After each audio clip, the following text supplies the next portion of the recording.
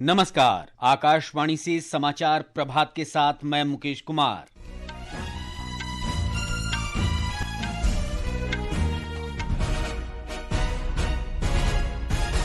प्रधानमंत्री नरेंद्र मोदी ने संसद और विधानसभा में महिला आरक्षण लागू करने के लिए सभी दलों से सहयोग की अपील की। इससे देश के नीति निर्धारण में महिलाओं की भागीदारी बढ़ेगी। प्रधानमंत्री की प्रतियोगी परीक्षाओं के लिए मुफ्त ऑनलाइन कोचिंग की घोषणा। अगले एक वर्ष में 1 करोड़ युवाओं को आर्टिफिशियल इंटेलिजेंस का प्रशिक्षण दिया जाएगा। 50 से अधिक देशों से होकर गुजरी सूर्यपथ तिरंगा वैश्विक रिले सैन फ्रांसिस्को में संपन्न। सरकार ने छोटे करदाताओं के लिए विदेशी संपत्ति की जानकारी देने वाली योजना शुरू की। और दुनिया के नंबर 1 खिलाड़ी मैग्नस कार्लसन ने ई स्पोर्ट्स विश्व कप शतरंज का खिताब बरकरार रखा। प्रधानमंत्री नरेंद्र मोदी ने वर्ष 2047 तक विकसित भारत बनाने में युवा शक्ति की भूमिका पर बल दिया है। 80वें स्वतंत्रता दिवस पर कल नई दिल्ली में लाल किला पर ध्वजारोहण के बाद उन्होंने कहा कि भारत आज बहुत बड़े सपने के साथ आगे बढ़ रहा है। श्री मोदी ने कहा कि पिछले 12 वर्ष में देश के करोड़ों नागरिकों ने संकल्प और समर्पण के साथ देश को नई ऊंचाइयों पर ले जाने का प्रयास किया है। उन्होंने कहा कि इस दौरान देश में इलेक्ट्रॉनिक्स और मोबाइल विनिर्माण के क्षेत्र में कई गुना उत्पादन बढ़ा है। आर्टिफिशियल इंटेलिजेंस के बढ़ते उपयोग का उल्लेख करते हुए प्रधानमंत्री ने कहा कि देश की युवा शक्ति एआई के क्षेत्र में महत्वपूर्ण प्रयास कर रही है।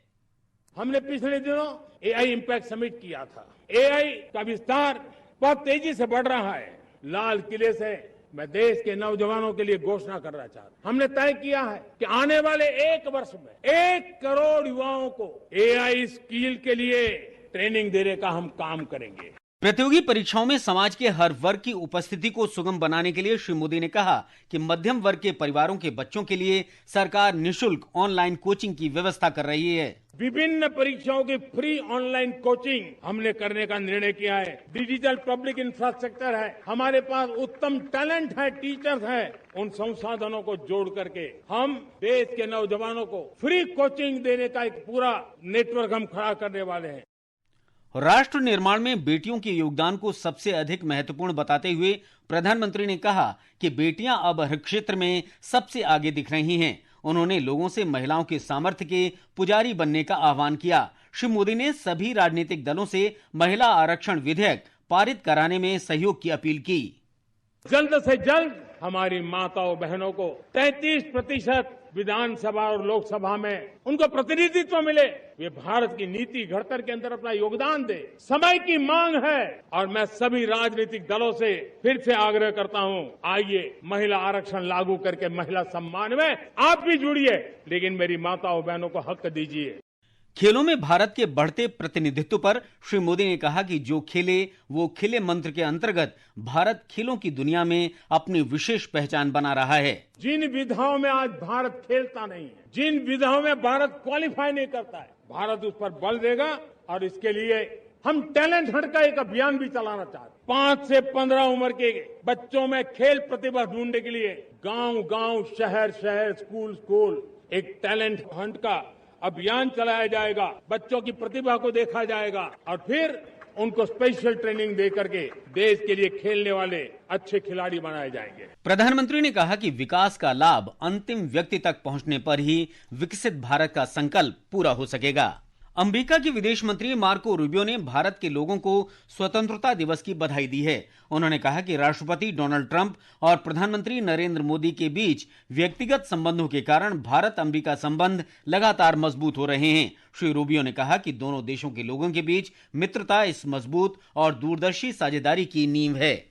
प्रधानमंत्री नरेंद्र मोदी ने स्वतंत्रता दिवस पर शुभकामनाएं देने वाले वैश्विक नेताओं का आभार व्यक्त किया है। बधाई देने वालों में फ्रांस के राष्ट्रपति इमैनुअल मैक्रों और मालदीव के राष्ट्रपति मोहम्मद मुइज्जू भी शामिल हैं। नेपाल के प्रधानमंत्री बालेंद्र शाह को धन्यवाद देते हुए श्री मोदी ने कहा कि भारत और नेपाल के बीच सदियों पुराने सभ्यतागत संबंधों को और मजबूत करने के लिए दोनों देश मिलकर काम करने के लिए प्रतिबद्ध हैं।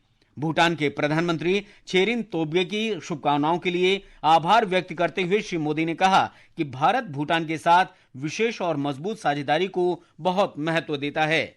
पहली बार आयोजित सूर्यपथ तिरंगा वैश्विक रिले कल संपन्न हो गई। ये रिले फिजी से शुरू होकर अमेरिका तक 54 देशों और कई क्षेत्रों से होकर गुजरी। ये पहल हर घर तिरंगा अभियान के अंतर्गत आयोजित की गई थी। फिजी में भारतीय उच्चायोग से शुरू हुई इस रिले में एक सूर्योदय से अगले सूर्योदय तक तिरंगे का संदेश दुनिया भर में पहुंचाया गया। रिले का समापन सैन फ्रांसिस्को में भारतीय वाणिज्य दूतावास में हुआ। इस दौरान वंदे मातरम के 150 वर्ष पूरे होने का भी उत्सव मनाया गया। ये समाचार आकाशवाणी से प्रसारित किए जा रहे हैं। ताजा समाचार जानने के लिए आप हमारे news on AIR mobile app और social media handle X@AIR news Hindi को फॉलो कर सकते हैं। समाचार प्रभात में आपका फिर स्वागत है।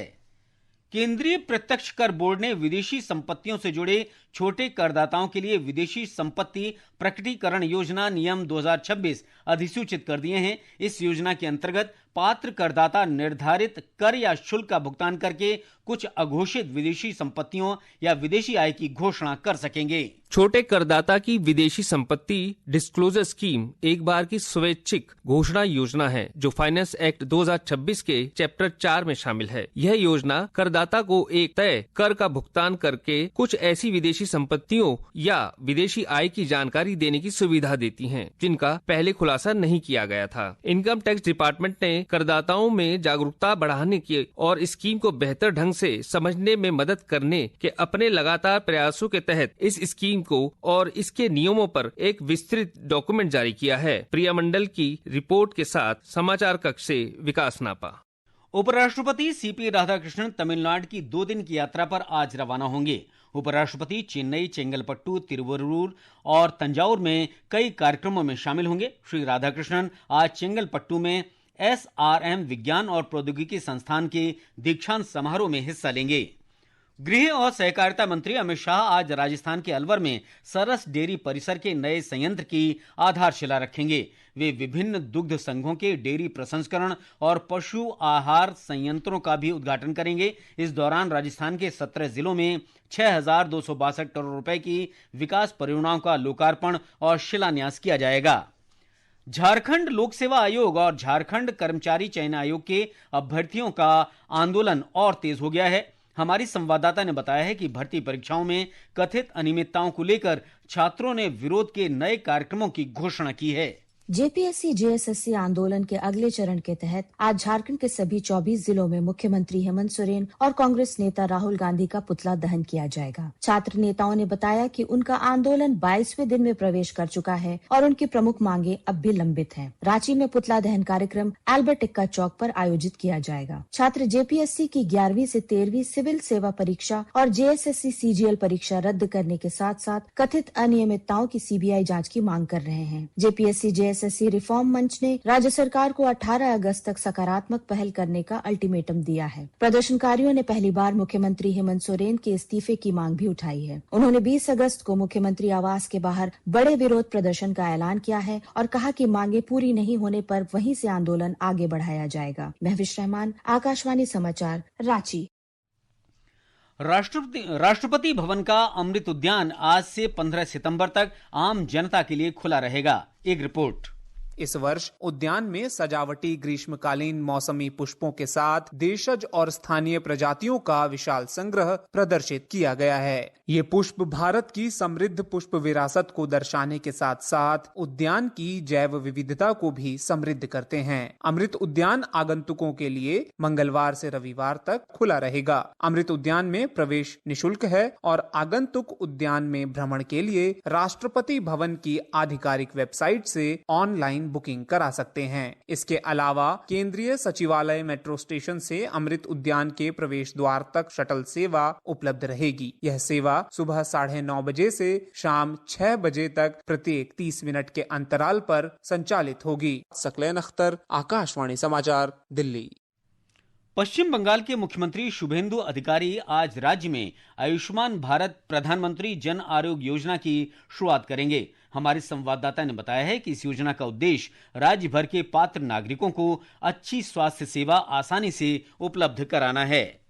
लगभग 15 लाख परिवारों को इससे लाभ मिलने की उम्मीद है, जिसमें प्रति परिवार प्रति वर्ष 5 लाख रुपए तक का नगद उपचार शामिल है। आयुष्मान भारत कार्ड प्रत्येक पात्र परिवार के सदस्य को निःशुल्क जारी किए जाएंगे। राज्य के कुल 1307 निजी और 627 सरकारी अस्पताल इस योजना के अंतर्गत उपचार प्रदान करेंगे। लाभार्थियों को अस्पताल में भर्ती होने से 3 दिन पहले से लेकर छुट्टी मिलने के 15 दिन बाद तक योजना का लाभ प्राप्त करने का अधिकार होगा। आयुष्मान भारत योजना के लिए पात्र न होने वालों के लिए आज मुख्यमंत्री स्वास्थ्य बीमा योजना भी शुरू की जाएगी। इस योजना के तहत लगभग 80 लाख परिवारों को लाभ मिलने की उम्मीद है। कोलकाता से संदीपन दास गुप्ता की रिपोर्ट के साथ समाचार कक्ष से कृष्णकांत। उड़ीसा की बैतरानी नदी में बाढ़ से राज्य के उत्तरी क्षेत्र में जनजीवन प्रभावित है। एक रिपोर्ट। उत्तरी ओडिशा में बाढ़ की स्थिति गंभीर हो गई है, क्योंकि बैतरणी नदी में बाढ़ की चौथी लहर आ गई है। भद्रक जिले के अखुआपदा में नदी खतरे के निशान 18.33 मीटर को पार कर गई है और आज सुबह 7 बजे तक 18.38 मीटर पर बह रही थी। जाजपुर जिले के कई इलाके जलमग्न हो गए हैं, जबकि भद्रक जिले के कई गाँव अलग थलग पड़ गए हैं। राजघाट पर सालंदी नदी का जलस्तर भी बढ़ रहा है, जहाँ खतरे का स्तर 17 फीट है और नदी 16.50 फीट पर बह रही थी। गिंगुटी और कोकिला नदियां भी उफान पर है। आईएमडी ने मयूरभंज और बालेश्वर के लिए रेड वार्निंग और 6 जिलों के लिए ऑरेंज वार्निंग जारी की है। मंगलवार तक भारी बारिश जारी रहने की संभावना है। मछुआरों को समुद्र में न जाने की सलाह दी गई है। प्रकाश दास, आकाशवाणी समाचार, भुवनेश्वर। राष्ट्र आज पूर्व प्रधानमंत्री अटल बिहारी वाजपेयी की पुण्यतिथि पर श्रद्धांजलि अर्पित कर रहा है। प्रधानमंत्री नरेंद्र मोदी, लोकसभा अध्यक्ष ओम बिरला, गृह मंत्री अमित शाह ने अटल बिहारी वाजपेयी की पुण्यतिथि पर श्रद्धांजलि अर्पित की। शतरंज में विश्व के नंबर 1 खिलाड़ी मैग्नस कार्लसन ने लगातार दूसरी बार ई स्पोर्ट्स विश्व कप का खिताब बरकरार रखा है। फ्रांस के पेरिस में खेले गए फाइनल में कार्लसन ने बेलारूस के ग्रैंडमास्टर डेनिस लाजाविक को 2-0 से हराया। और अब आज के समाचार पत्रों की सुर्खियों के साथ हैं फरहत नाज। धन्यवाद मुकेश। 80वें स्वतंत्रता दिवस पर प्रधानमंत्री नरेंद्र मोदी का संबोधन सभी अखबारों में प्रमुखता से है। हिंदुस्तान की सुर्खी है, शक्ति की सप्तधारा का आह्वान। प्रधानमंत्री ने लाल किला के प्राचीर से कहा, 7 शक्तियां भारत को नई ऊंचाइयों पर ले जाएंगी। नवभारत टाइम्स का शीर्षक है, 80 पर देश, जुबां पर युवा। पंजाब केसरी की सुर्खी है, लाल किला से वंदे मातरम की गूंज के बीच मोदी ने राष्ट्रगीत गाया, फिर तिरंगा लहराया। आम्बेडकर, नेहरू, पटेल और मुखर्जी का योगदान याद किया। जनसत्ता के अनुसार दिमागी नक्सल अराजकता और हिंसा फैलाने के रास्ते खोज रहे हैं। दैनिक जागरण के अनुसार स्वतंत्रता दिवस पर लाल किला से प्रधानमंत्री मोदी का मुफ्त ऑनलाइन कोचिंग, 1 करोड़ युवाओं को एआई प्रशिक्षण का ऐलान। कहा, महिलाओं को 33% आरक्षण के साथ आए राजनीतिक दल। पंजाब केसरी ने प्रधानमंत्री का लाल किला से संदेश शीर्षक से संपादकीय में लिखा है, प्रधानमंत्री ने नक्सलवाद को खत्म करने को अपने शासन की बड़ी उपलब्धि का उल्लेख करते हुए दिमागी नक्सली शब्द का इस्तेमाल कर कुछ ताकतों पर करारी चोट की है। हिंदुस्तान ने कुछ अलग शीर्षक से लिखा है, बस्तर के 93 गांवों में पहली बार दिखी तिरंगे की ताकत। नक्सल प्रभावित रहे इन गांवों में आजादी के बाद स्वतंत्रता दिवस का सार्वजनिक आयोजन। दैनिक जागरण के अनुसार संघ प्रमुख मोहन भागवत ने कहा, युवा कौशल के उचित उपयोग से देश को हो सकता है भारी लाभ। और अंत में मुख्य समाचार एक बार फिर। प्रधानमंत्री नरेंद्र मोदी ने संसद और विधानसभा में महिला आरक्षण लागू करने के लिए सभी दलों से सहयोग की अपील की। इससे देश के नीति निर्धारण में महिलाओं की भागीदारी बढ़ेगी। प्रधानमंत्री की प्रतियोगी परीक्षाओं के लिए मुफ्त ऑनलाइन कोचिंग की घोषणा। अगले 1 वर्ष में 1 करोड़ युवाओं को आर्टिफिशियल इंटेलिजेंस का प्रशिक्षण दिया जाएगा।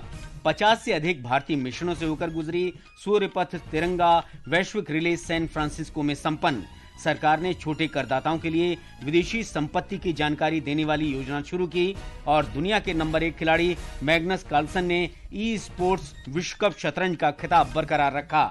इसके साथ ही समाचार प्रभात का ये अंक समाप्त हुआ। नमस्कार।